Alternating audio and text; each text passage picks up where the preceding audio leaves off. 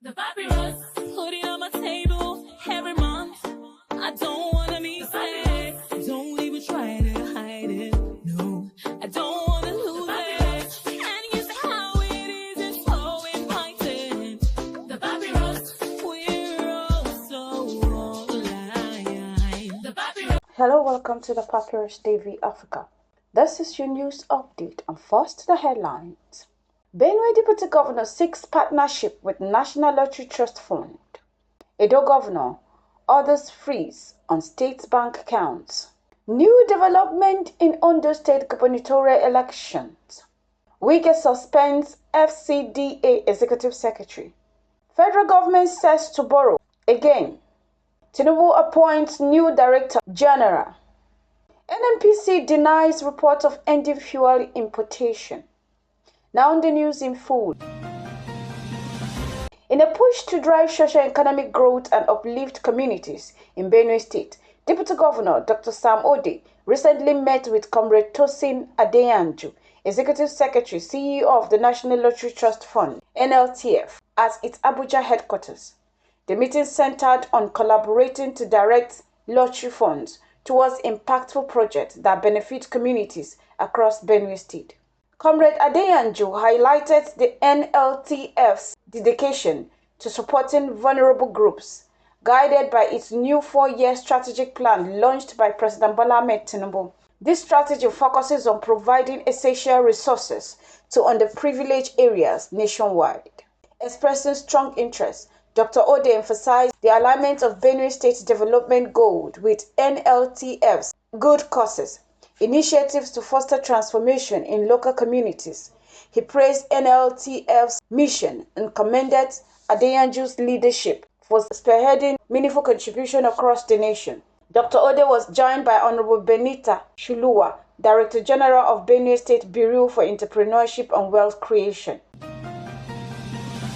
Meanwhile, Governor Monday Okpeboho of Edo State has mandated the immediate freezing of all state bank accounts, directing full compliance from bank, ministry, heads, and government agencies. He warned that any breach of this directive will be led to strict penalties. In a separate move, Governor Okpeboho instructed the state commissioners of police to resolve the recent wave of court-related violence within 48 hours. Chief Press Secretary Fred Itua confirmed this order, emphasizing that no state funds are to be accessed until further notice. Okpeboho also announced a restructuring in the government's infrastructure oversight, renaming the Ministry of Road and Bridge to the Ministry of Works, while denouncing the previous administration's lack of progress on key infrastructure projects. Moving on, just 48 hours before the Ondo State governorship election, 3 opposition candidates have withdrawn from the race to endorse the incumbent governor, Governor Lucky Ayedatiwa of the All Progressive Congress (APC). The candidates stepping down are Dr. Ajibola Falaye of the Accord Party, Honorable Jenyo Ataunko of National Rescue Movement, and Olaide Ibrahim on African Democratic Congress (ADC). Ayetadiwa's Chief Press Secretary, Prince Ebenezer Adenia, confirmed the endorsement in a statement from Akure, where the 3 candidates met with the governor to publicly declare their support for his re-elections. Speaking on behalf of the group, Dr. Falaye praised Ayedatiwa's inclusive leadership and dedication to public service, highlighting his efforts to improve security and infrastructure across Ondo State. In response, Governor Ayedatiwa expressed his appreciation for their endorsement, commending the candidates for their statesmanship and urging their supporters to vote for the APC in the upcoming elections. The event saw notable political figures in attendance, including Benue State Governor Reverend Father Hyacinth Alia and Campaign Director General Honorable Abiola Makinde. In another report, the Minister of Federal Capital Territory (FCT), Nyesim Wike, has indefinitely suspended Shehu Hadi Ahmad, Executive Secretary of Federal Capital Development Authority (FCDA).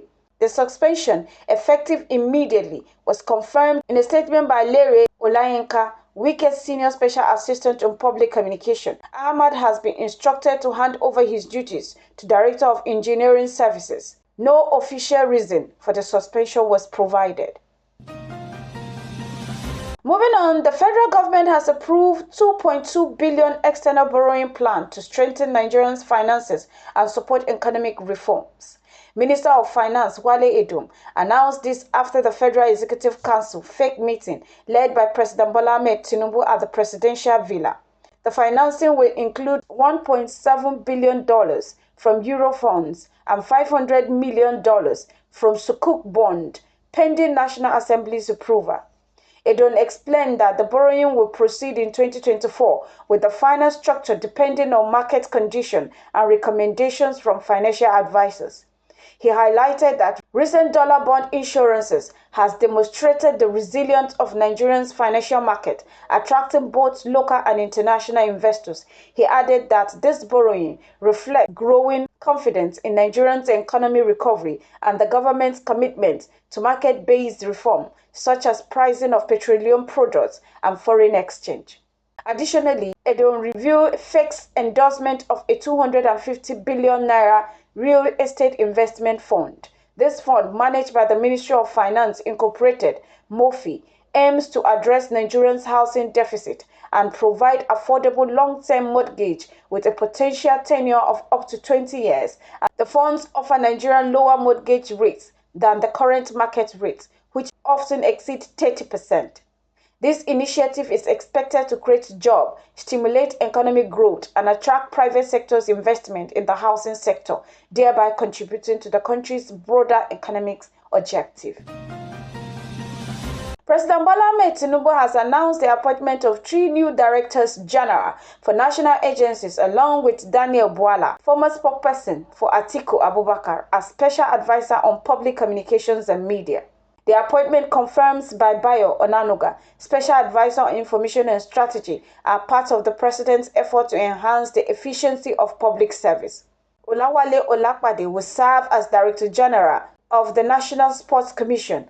With strong background in youth and sports administration, he formerly held the role of Ogun State Commissioner for Youth and Sports and chaired the organizing committee for the 2024 National Sports Festival. Dr. Abisoye Fagada, a seasoned marketing professional, founder and managing director of Sodium Brand Solution, has been appointed Director General of National Institute for Hospitality and Tourism. Dr. Adebowale Adetokun, who previously served as the Director of Research, Training and Strategic Planning at the Bureau of Public Procurement, will now lead the Bureau as its Director General. Daniel Bwale, a respected lawyer and public affairs analyst, joined the administration as Special Advisor on Public Communications and Media, directly serving the State House. President Bola Ahmed Tinubu urged the appointees to carry out their duties with dedication and a sense of patriotism, emphasizing their roles in advancing national progress. And the Nigerian National Petroleum Company Limited, NNPCL, has strongly refuted claims from a recent news report suggesting that it has halted the importation of refined petroleum products in favor of sourcing fuel from local refineries, including the Dangote Petroleum Refinery. The report, pushed on Tuesday, 12th November, forcefully attributed the statement to NNPCL Group Chief Executive Officer Male Kyari during a conference in Lagos. In a clarification issued by NNPCL's Chief Corporate Communication Officer, Femi Soneye, the company acknowledged that while Kyari's remarks were accurately quoted, the report misinterpreted the context and meaning of his statement. They claim that NNPCL has completely ceased fuel importation and its solely reliance on domestic refineries were described as a misrepresentation. Sonaya explained that the GCO's statement that NNPC does not import any products, we are only taking from domestic refineries, should not be understood as a declaration that NNPCL will no longer import fuel. Instead, the company prioritized sourcing from local refineries when economically viable, emphasizing that the decision depends on cost effectiveness. He clarifies that the same market-based principles apply to other marketers who also assess total cost when deciding whether to buy locally or import. Soneye also pointed out that the NNPCL does not have control over more than 30% of the market as stipulated by the Petroleum Industry Act, PIA, which is designed to encourage competition and prevent monopolies. He stressed that the authority to grant import license lies with the Nigerian Mainstream and Downstream Petroleum Regulatory Authority, not NNPCL. Soneye also expressed concern about recurring misinterpretation in media reports, urging journalists to verify facts, especially on national issues, to maintain integrity of the press and ensure public trust. He concluded by calling for the greater caution in handling sensitive matters related to Nigerian energy security. This has been the Papyrus TV Africa. The papyrus, put it on my table every month. I don't